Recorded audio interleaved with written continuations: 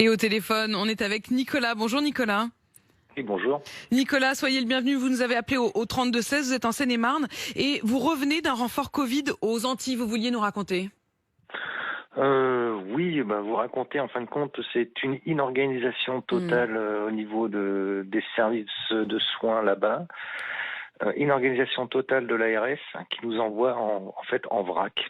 En vrac, c'est-à-dire? C'est mon terme. Ouais, mais ça s'est manifesté comment?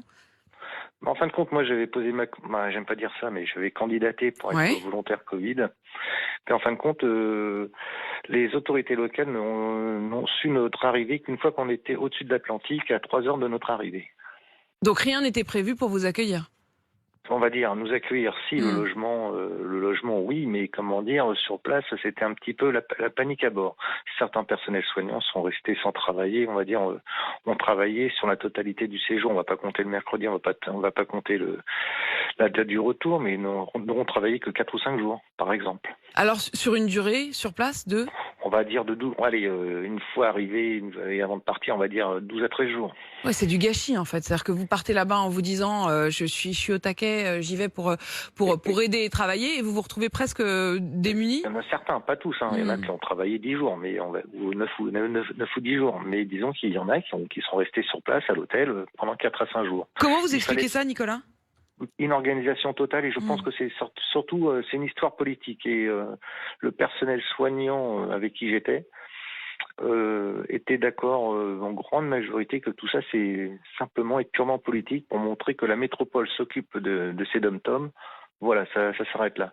On n'a pas eu forcément un accueil moins très chaleureux au niveau du personnel soignant. Ils nous ont accueillis, mais on va dire ça n'a pas été non plus on va dire des remerciements à tout va.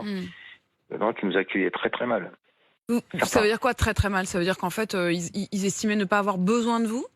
Non, on représentait l'État, on représentait le gouvernement, donc on n'était pas les bienvenus. Vous vous attendiez à ça, Nicolas? Oui, moi je m'y attendais. Oui. Et vous y retourneriez quand même si on vous dit il y a besoin de renfort? Absolument pas.